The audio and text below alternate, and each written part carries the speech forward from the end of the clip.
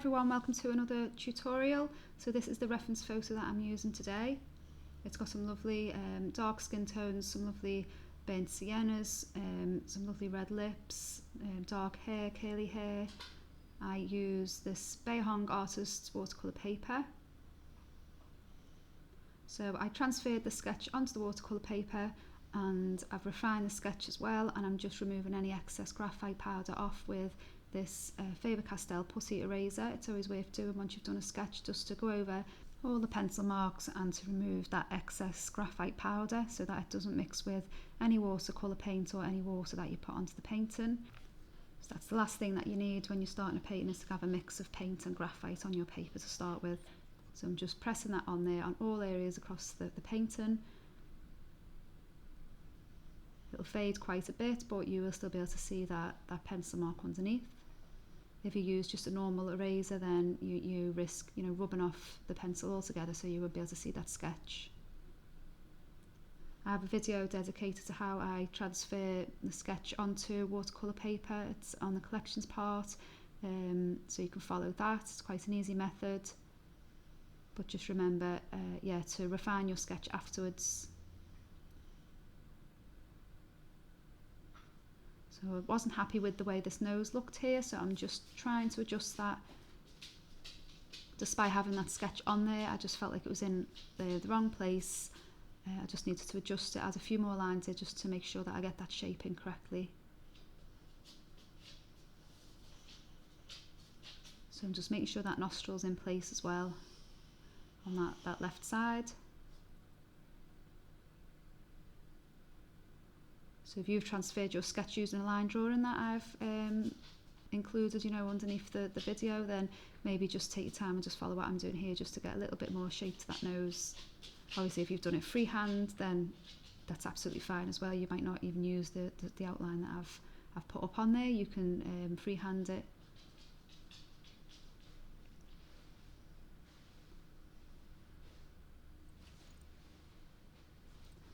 So you can always forward this bit if you're happy with your sketch. I'll leave it to play a little bit while I'm finishing this off, but yeah, like I say, you can always, just refine your sketch in your own time, or if you're happy with the shape of the nose, that's absolutely fine as well. So you can forward this bit, I'll just let it run.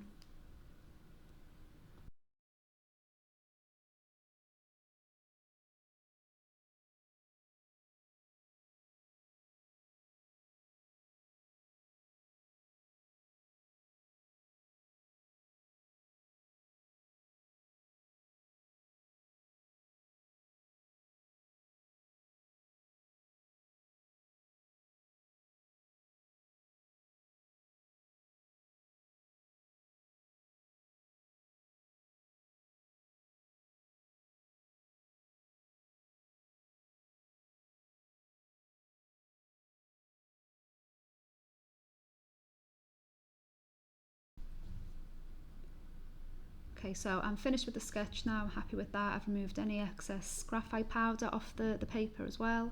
I'm just going to take my silver black velvet brush in the size 12, and I'm going to start mixing up a skin base.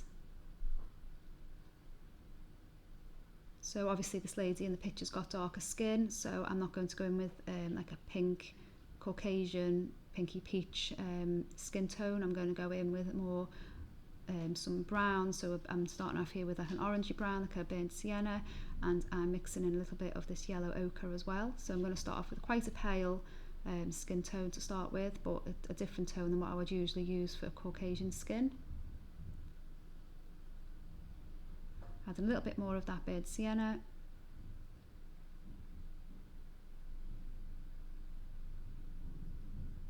Just a little drop of this quinacridone rose. I can never pronounce that colour right, I always get a bit tongue-tied, so I'll just call it Quin Rose from now on. So I'm adding a little bit more of that. So it's like a browny pink colour at the moment. I'm just testing all these skin tones out, just adjusting them. I'm going to tone it down a little bit with a bit of blue. So this is the French ultramarine blue.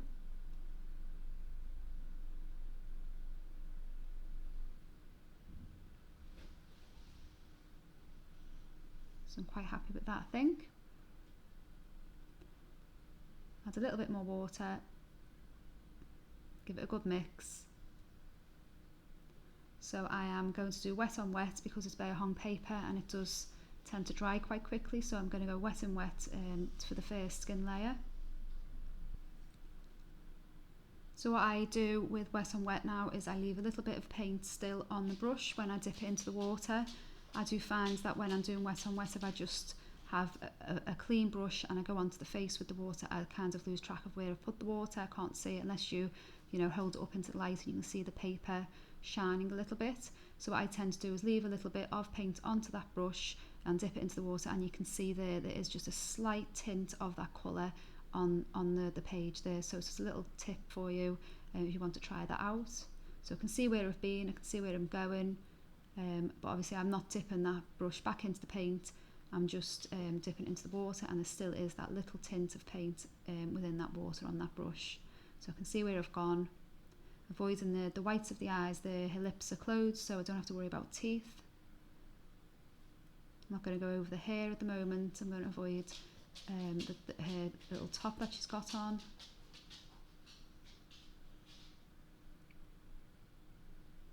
Just giving a light wash of water over the whole of the skin that I can see.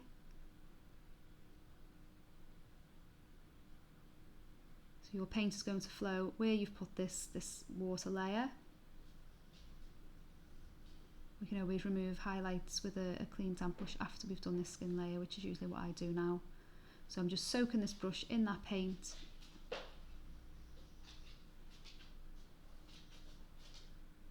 And I'm just going to drop that paint on there, and it should dry really smooth because it's wet on wet. Kind of avoiding some of the highlights there already, some of those brighter areas.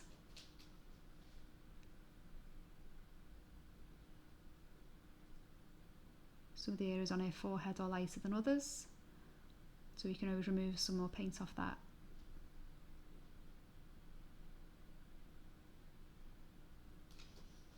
So again, avoid the eyes, just let this paint blend in and flow with the water that's on the page. Still have to work a little bit quick.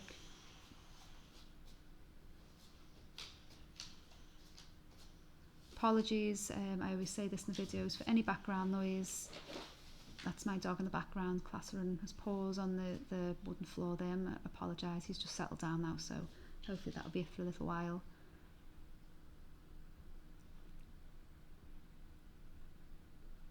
So I do find if I go into another room he just cries or what have you, and I can't lock him up in his kennel for longer than like half an hour or something with a treat. He just starts to moan, so I just have to let him out free now. So just to try and find the time to do these voiceovers is quite difficult. So yeah, just ignore any background noise. That's what it is. It's just my dog.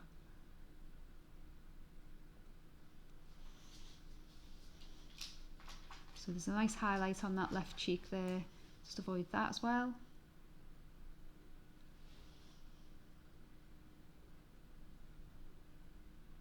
So avoided the lips so far. There's a highlight on the chin I've missed out.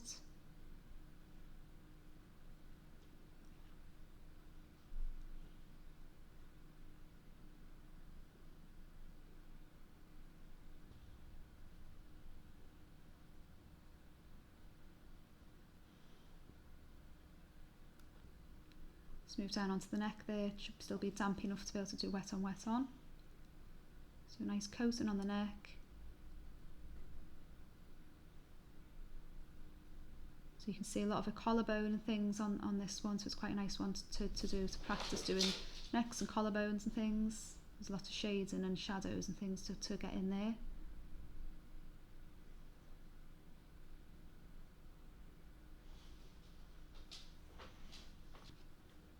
Just be careful around the edge of her top as well.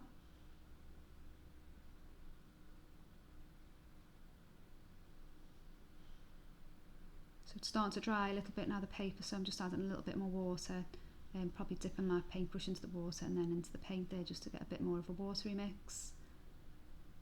So it's starting to dry. I'm having to reload my brush quite often as the paint dries, as the paper dries. So I'm quite happy with that layer. It's nice and smooth.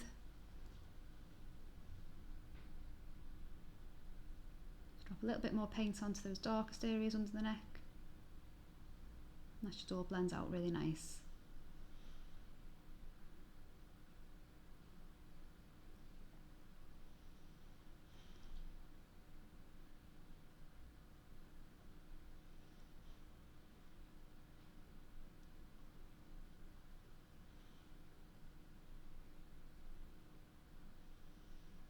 So I've decided to go over the lips with the same colour. After all, I just thought I would, just to get it all one shade just to start with.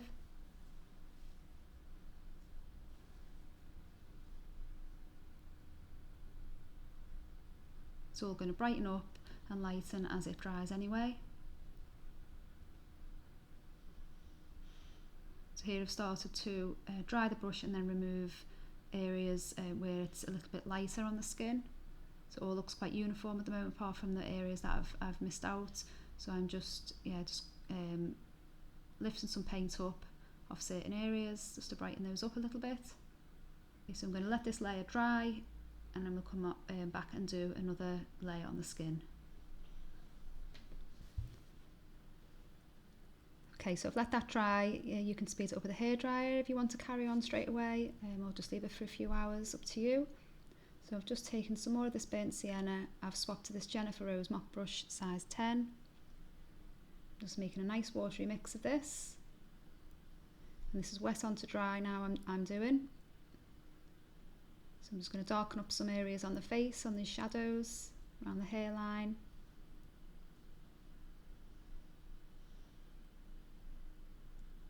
Just keep looking at that reference photo. I'm going to try and avoid the highlights. I'm working quite quickly here because it is wet on dry. I don't want any harsh edges or anything to appear. If you prefer to do wet and wet, then you can always go wet on this layer as well. It's up to you. So I've just missed out that highlight on the nose there.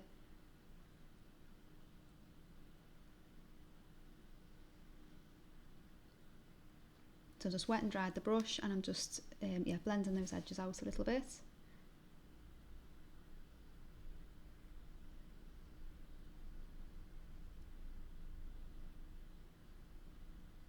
Trying to make the transition from dark to light as smooth as possible.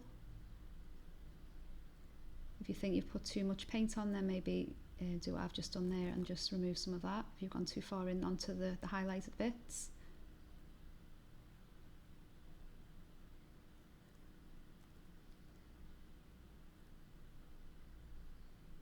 This paper is quite rough, but it does give a nice texture once the painting's done.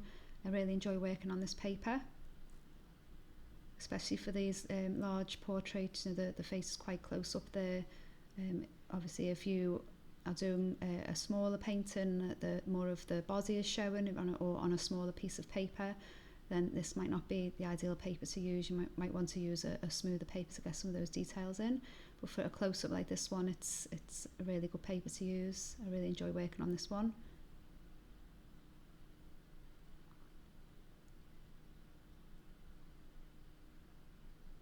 So I'm just carrying that paint down.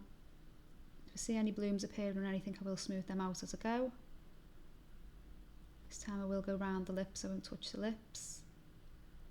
Just going around them highlights on this cupid bow above the lip there, below the nose.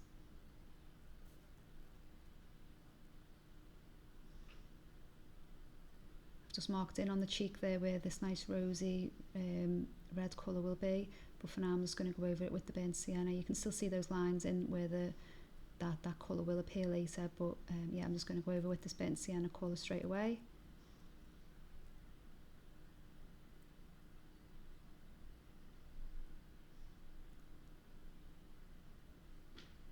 If you haven't got a mop brush, they are handy. They hold a lot of paint, and it goes on really smooth. This one is a size 10.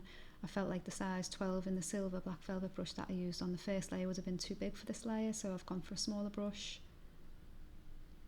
I have actually got a size 8 in the silver black velvet brush, but I do pick this one up quite a lot as well, just because it's got a bit of a firmer tip to it, and it's nice for blending, so I do pick this one up still. It's gone a little bit blunt on the tip, so it's not good for fine details anymore, but it's fine for, you know, skin layers, skin texture. So just going over those darker shadows again while the paper's still damp, just dropping more paint in. This is what, you know, artists call the ugly stage. Doesn't look very nice at this stage. You might wonder if you know, you've made a mistake, or is it going to turn out okay? If you look at the photo at the beginning, it turns out okay. I'm quite happy with the way the painting turned out. It doesn't look an exact copy of the photo, of course. I'm just putting my stamp on it. I'm using the colours that I've got on my palette, rather than trying to match those colours perfectly to what's on the photograph.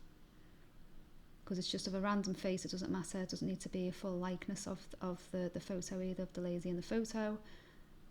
If it's a commission, of course, or a celebrity, someone with a familiar face to you, then obviously you want to get those features in the right place exactly and to try and get a likeness. But for this, I'm just using techniques just to get some shading on there and things. I'm not too worried about if this picture is going to look like the person in the photograph.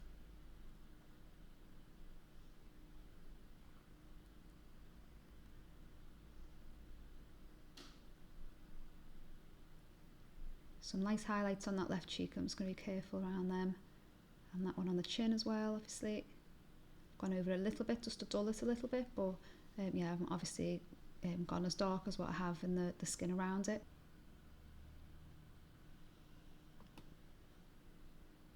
So moving on to the neck, I'm going to darken up all these shadows on the neck and on the collarbone. Try and get a smooth transition, like I say, from the dark areas to the light areas. Don't want any harsh lines. It's more on a gradient rather than harsh shadows. Some shadows do appear as lines, but yeah, most shadows on the face and on the neck and the collarbones in this photograph are, they're blended, they're nice transitions, they're nice and smooth. So I'm still working quite quickly. There's quite a dark little shadow there on that collarbone, just where it dips.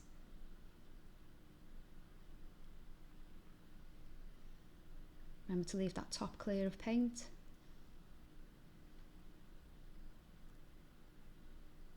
it's a very rough layer. This is still a base layer. We're going to refine all these later on. This is just all the base colours going on. Just to try and pick out those dark areas, those light areas, get them in the right place.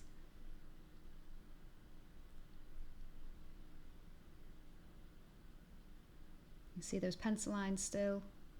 Don't worry about those. I quite like it when pencil lines show through sometimes. If you don't like it, you could even go lighter with your pencil marks, rub them out a little bit more. Just add a little bit more burnt sienna to that mix. I'm just darkening up these areas on the neck and on the shoulder there that comes down. It's in shadow. So the light here is obviously coming from the left side, hitting the left side of her face. So that right side of her face and her neck is going to be darker. So I took some more of this burnt sienna, a little bit of water in there. So this is a darker mix again. I'm just going even darker. While this paper is still damp, I'm going even darker in these areas that I feel needed to go deeper into this brown colour. These shadows, get the values in place. So it's always better to go gradually rather than just go straight in with a darker colour. To just go gradually, slowly adding layers, slowly deepening those colours, darkening everything up. And then there'll be more contrast then between the light areas and the dark areas.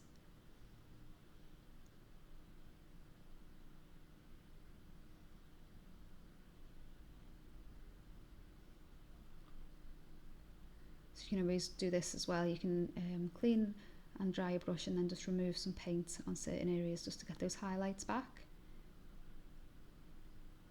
So the paint lifts off quite well on this paper as well.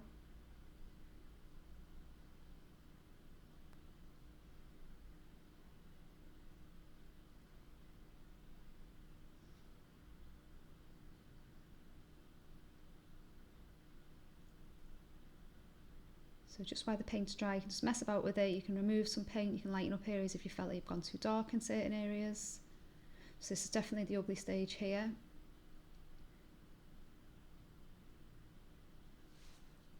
Still just using this burnt sienna and just again going over these shadows again on these darkest areas around the hairline here. The paper's still a little bit damp.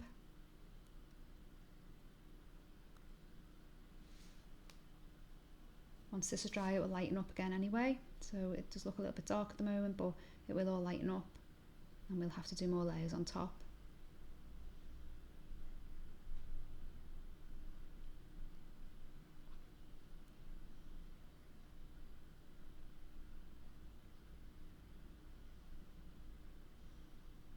Just going around those highlights on the nose and on the between the eyes there, on the ridge of the nose.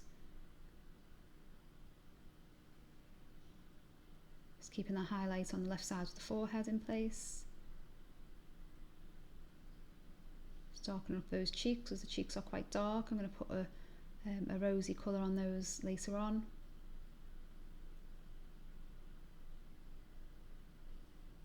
So again, just gradually going darker.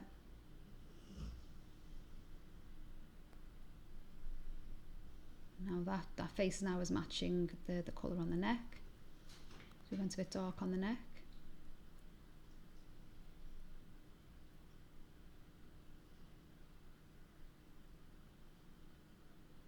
So I've just dried the brush there on some paper I've got in my hand.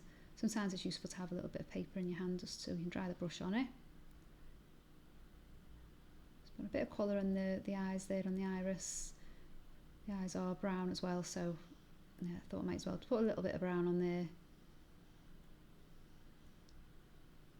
Just clean and dry the brush, and I'm just working on those highlights there just to smooth that transition from the highlight into the darker areas.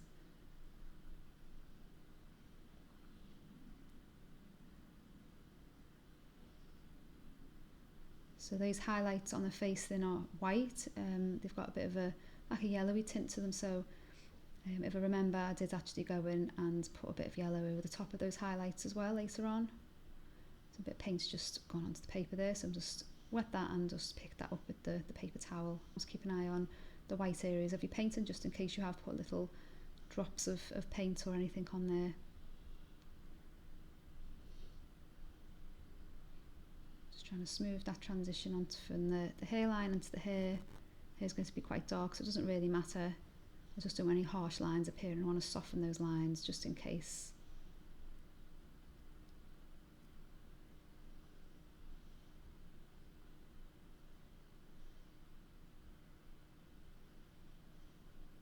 So that's a nice base to have. Got lots of colour on there. We've got the darks and the lights in the right place. Facial structures kind of showing through. So again, we're going to let this dry and then we'll move on to the next step.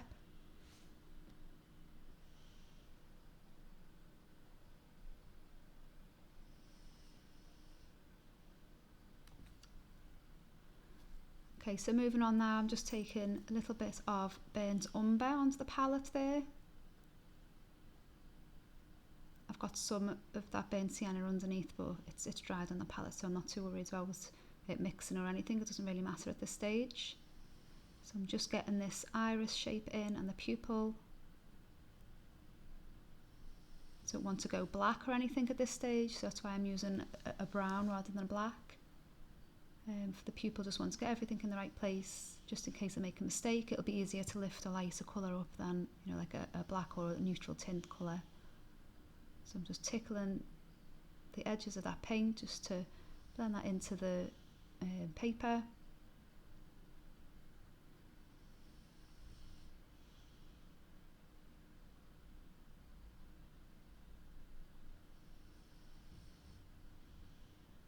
So it's important to get the shape of the iris correct. So obviously it's a circle, but you also need to be aware of how much of the iris is showing. So if her eyes are more closed, if she's smiling or laughing in the photograph, then you'll see less of this iris. So usually you can see the rounded bottom of the iris, but not the top. Usually the top of the iris is covered by the eyelid. Because of the angle of her face as well, the left eye is going to be smaller than the right eye, and obviously then the pupil and the iris is going to be smaller on that left eye than the right eye. So I'm just going over these pencil lines with a thin layer of this burnt umber colour. Just get the shape and the thickness as close as I can to what's in the photograph. It's just an undercolour, so don't worry too much.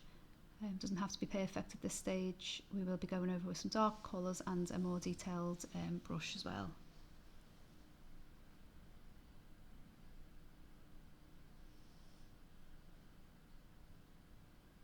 So just follow the direction of those hairs on the eyebrow.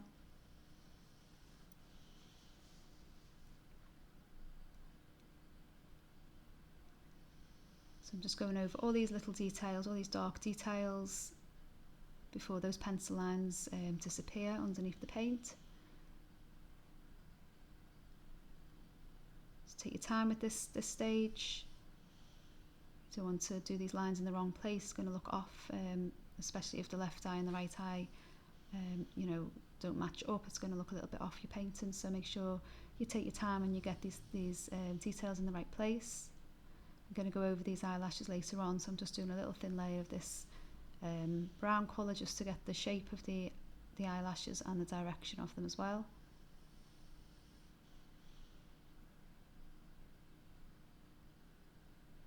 Just going around the edges of the eye.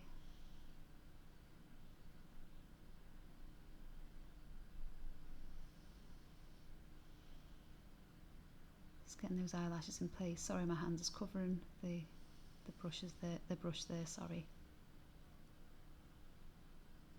Just going to do a few little tickles of these eyelashes on the bottom lash line there. I'm not going to do them too dark or thick or anything on the bottom.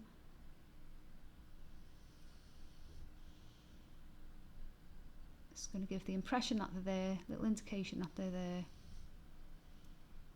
Okay, so I'm happy with the position of the eye. I'm just going to move down onto the nose here and get this, sorry, my dog kicked the camera stand there. I'm just going to get the nostrils in place. Make sure you match the shape of the nostrils as well. It will obviously a bit different shape on the right side to the left side because the face is on an angle. If she was face on, then the nostrils would be pretty uniform from the left side to the right side.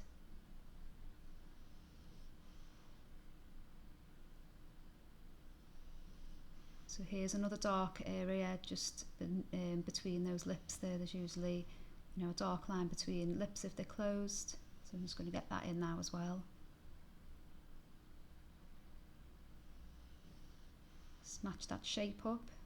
She hasn't got much of an expression, so that line will be pretty horizontal. If she was smiling, obviously they would be turned up at the end. If she was a bit sad, then maybe they'd be turned down at the ends, at the edges there. So she's just got quite a bland expression, so that line's pretty horizontal and straight.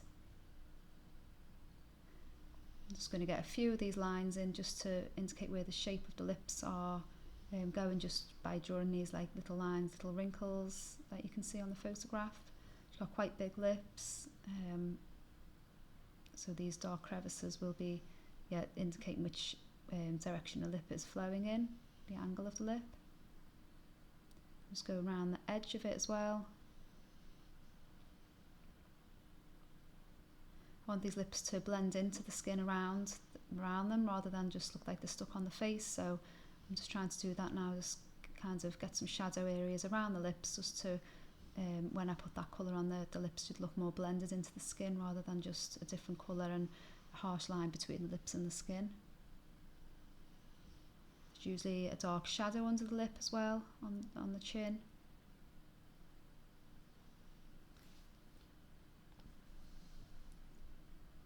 So here I'm just taking a little bit of this quinacridone rose colour. There's some already on the palette from another painting. It doesn't really matter too much. I've just put a little bit more on the palette, and I'm mixing that up with a little bit of cadmium-free orange. To be careful because that's I think that's neutral tint on the palette there, and that's starting to leach into it, so I'll just keep over to the left side there.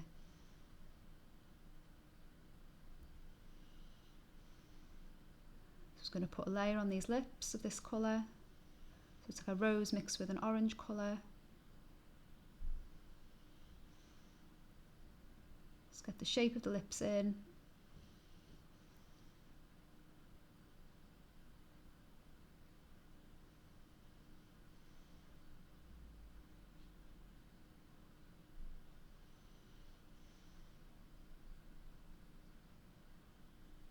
You can use a smaller brush than this one. This is the Mike Klein size 2.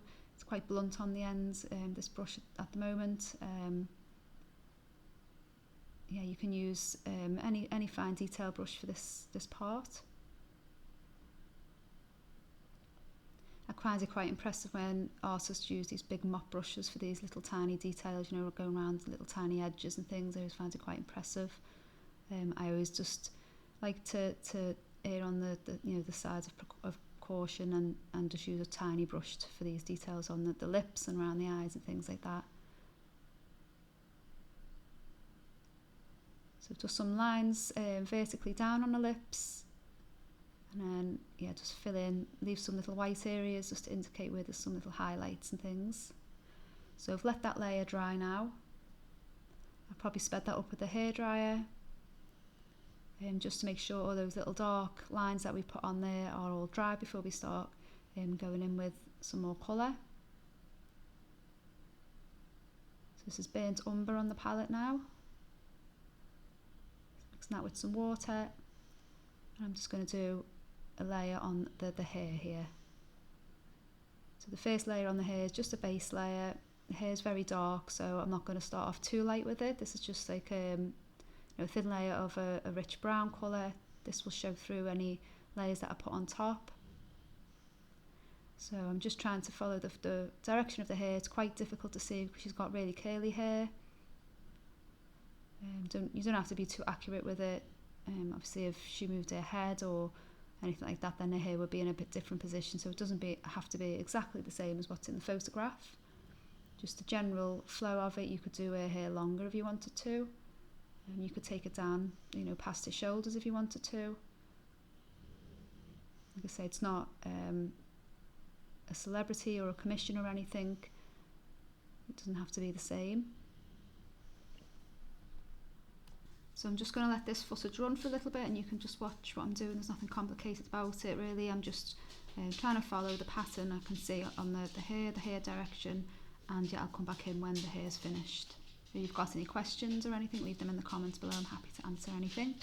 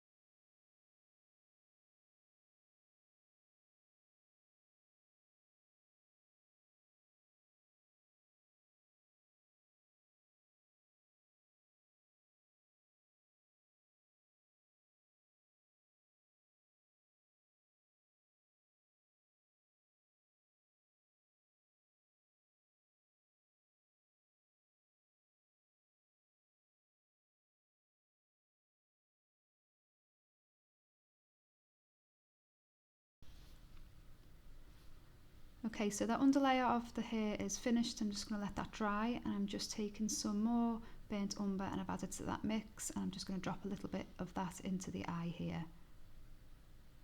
Just to darken that eye up. It's a little bit light at the moment, just why I've got this brown on the palette.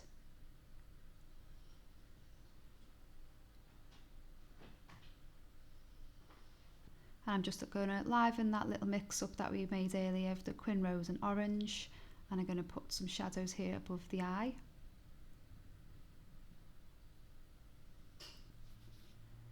So on the photograph she's got kind of a rosy tint to the eyelids there, some eyeshadow, and then she's got some rose on her cheeks as well, like a rosy colour underneath all them lovely dark skin tones. So I'm going to try and match those up with the lips as well. So I'm using the same colour here as what I used on that lip. I'm just going to drop some on the nose as well, because the nose is a little bit rosy as well. So I'm just trying to get some of the darker shadows in place here using this colour.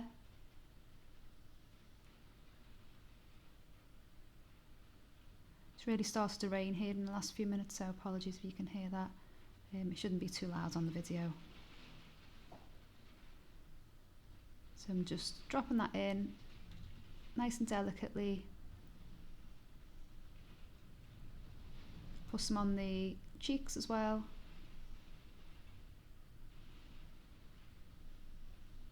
So this right cheek is a lot darker, it's in shadow compared to the left cheek. The left cheek is quite highlighted. So there's going to be quite a lot of contrast from one side of the face to the other. Just under the eye there, and that left eyelid there has got a shadow on caused by the hair, and yeah, I'm just going to use that same colour there just to add that shadow in. So this is wet on dry. Just doing little sections, taking our time. It's kind of a glaze over that brown that we've already got on there with this pink colour.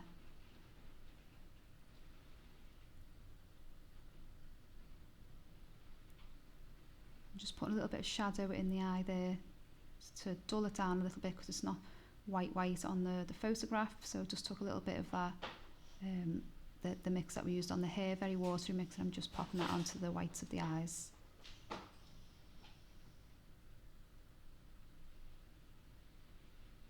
Again, using that colour that I've used on the hair, I'm just going to darken up the neck.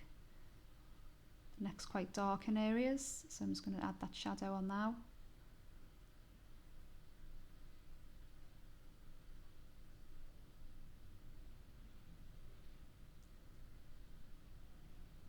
Down the back of the shoulder there, on that right side as well, is quite dark.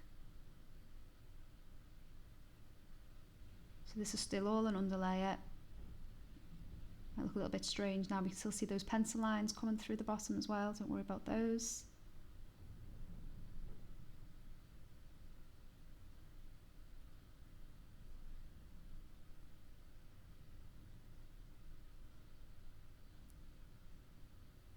Darken up those shadows on the collarbone as well.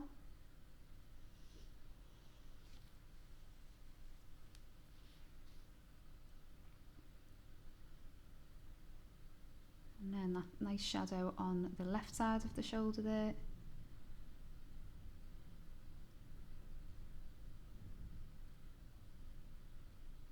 So it's nice to have these pencil lines just as a guide, just so we can see where those shadows will be. Let's get them in the right place. So it's not just one big block of colour across the shoulders, we're going to do different shades and things. Just make it look a bit more 3D and a bit more realistic. Just blending that into the lighter areas there. This is burnt umber again. I actually made that a little bit too dark, and I actually fixed that later. I don't know why I did that. It's very, very dark.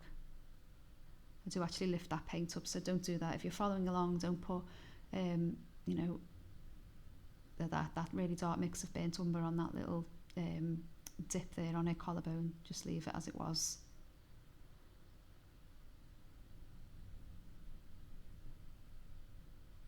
So I'm going quite dark here in these shadows,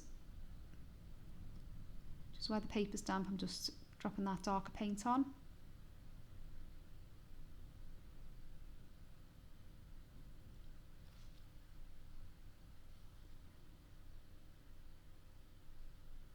As we put more layers on the hair and darken that up, everything will look a little bit more balanced. At the moment it looks a little bit strange because obviously the neck's the darkest part of the body right now. And actually it's the hair and the eyes and things that are the darkest parts.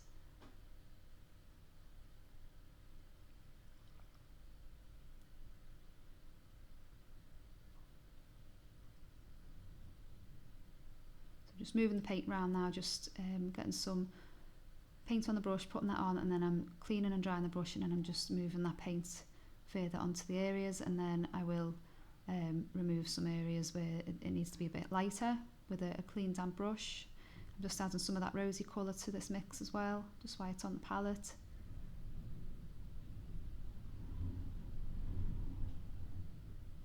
It's really windy here as well today, you can hear that wind whipping around in the garden.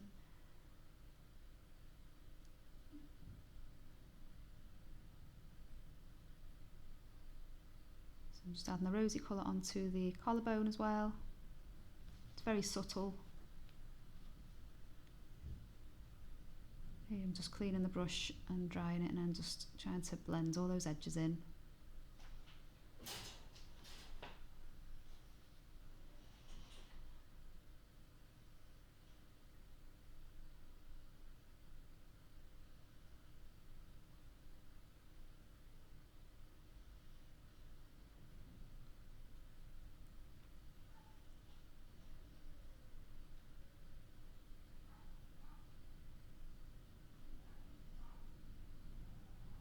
Trying to soften those gradients from the dark to the lights. No harsh lines on the neck or the shoulders or anything. It's quite a smooth transition from dark to light. I've just gone in there with some neat umber, burnt umber here, straight off the palette there, straight onto the paper, just while the paper's still damp. Just to darken those darkest shadows. There's a nice transition there from the neck onto the face then, where that shadow is cast from the chin onto the neck. We can see that now.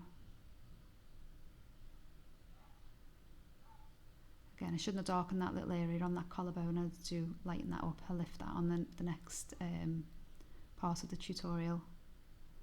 It just didn't look right. Even though it's quite dark on the photograph, yeah, it didn't look right on the painting. So here I'm just trying to smooth that transition from dark to light again over onto the shoulder.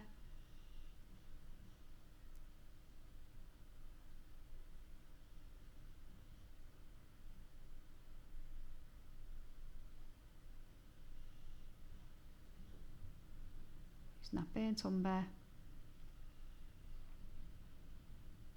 Clean and drying the brush, and then just tickling the edges of it there just to move it across. This brush is not ideal really for blending, so I am struggling a little bit here. I should have took maybe the Winsor & Newton foundation brush or the Jennifer Rose mop brush, maybe it would have worked a little bit better. This brush is too soft to do any nice blending with really.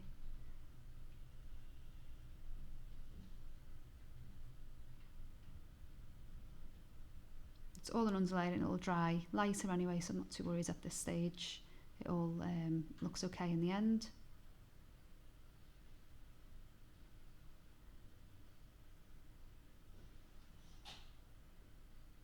Trying to darken those darkest shadows, just keep working on the neck until you're happy with it.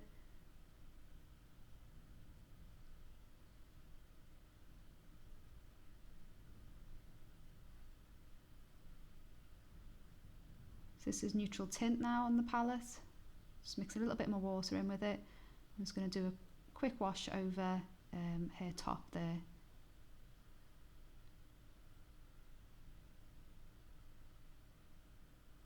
I'm not going to worry too much about details on the top. My main focus is the face and the hair. If you want to do, the details on the top, that's fine. You can do that.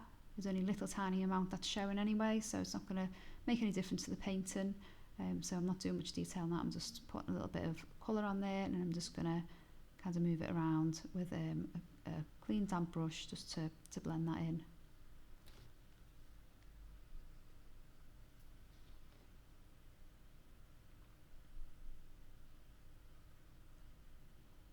Again with this burnt umber, I'm just adding a little bit more to that watery mix on the palette.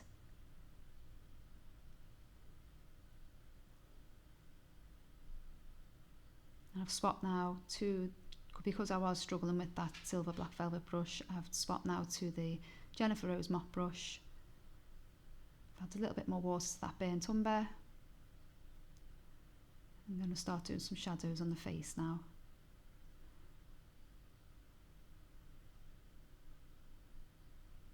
So if you do find that one brush isn't working for you, then do swap.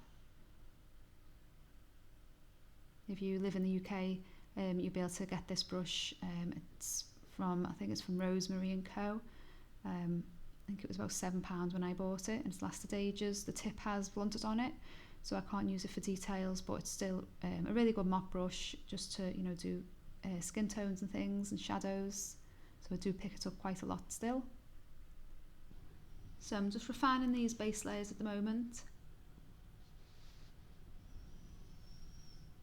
Just blending everything out with a clean damp brush, and then moving on to the next section. So I'm just going to darken this left area here, one's the eye, and that shadow as well that's cast by the hair. Just going over everything again before I let it dry.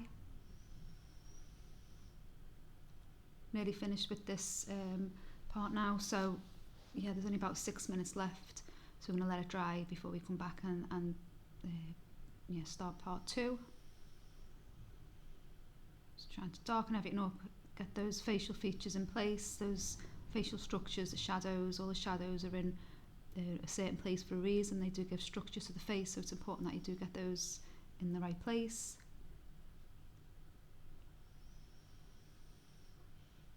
Just joining that shadow up with the nose there. And then blending that in with a clean damp brush. So we did that pinky colour underneath, and we're just glazing over again now with this brown, just to kind of match everything up.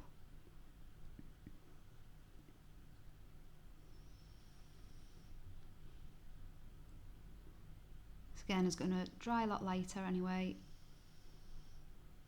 Still working on the base layers here.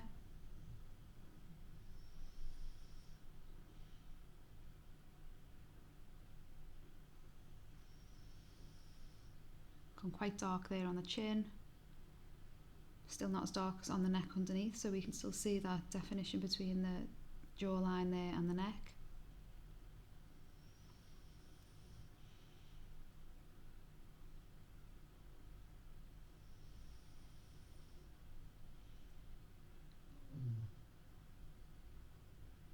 Just going to bring a shadow down there on the side of that nose there on the left. Darken those shadows up on the Cupid's bow.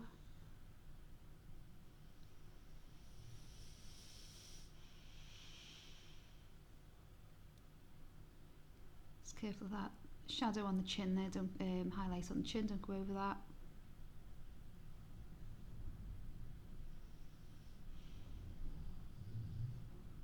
There's a highlight there on the nose there, just between the eyes as well, so just... Sorry about that, my dog is snoring again. Okay, so this is the Quin Rose orange mix. I'm just going to drop another little bit of that onto those cheeks, or that right cheek, and on the nose there as well, just to keep that kind of rosy colour coming through with that brown. There are different tones across the face, so obviously the forehead has got dark and light areas, and then these cheeks have got a little bit of a rosy tone to them. It all adds character to the portrait. This is what's fun about, you know, using colour rather than doing a monochrome painting. If you've tried any of the monochrome paintings, they are you know, more for beginners. But yeah, once you start the colour ones, you just have fun with the colour. You don't have to match them up exactly the same as what I've done, or exactly the same as what's on the photograph. You just, use what's on your palette. Just have fun with it, relax into it. So I just took some of that burnt umber again, watery burnt umber, and I'm just darkening certain areas up. I felt like that highlight on the forehead was a little bit too bright, so I'm just darkening that up, and then I'm just, with a clean damp brush, just removing a little bit so the paper underneath is tinted with the colour. And then in the next part, or part 2 or part 3, we will darken up those shadows again. We'll just keep going, darkening everything up gradually. So again, this is burnt umber. Adding a little bit of neutral tint to it, just to darken it up. Still quite watery. And just before we finish, I'm just going to put a few hair strands on, just to darken some of the shadow areas on the hair. Let's get some of those curls in before we leave it to dry. So again, just going in that general direction. We will do some little wisps of hairs coming off the top of the heads as well.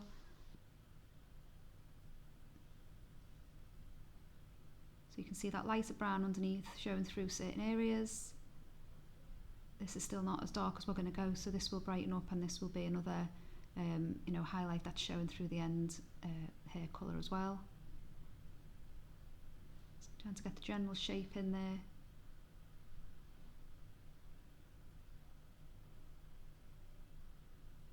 Same on the left, follow that hair direction, get those curls in place. Make sure you get all these lovely wisps of hair in on that left side as well. So again, you can do a different hairstyle if you want. You can come down lower, so you can bring that hair closer to the face, down on that left side of the neck. You can bring it down behind her if you want. If you want to stay with this like short, curly look, it looks like her hair might be tied back in a bit of a bun or something, and then all these hairs are just coming out from the side. So it's up to you what you want to do. If you want to follow what you see on the photograph, or yeah, just do something a little bit different, you can. I'm just doing these little wisps in this colour, and then I will go over those with a darker colour later on anyway.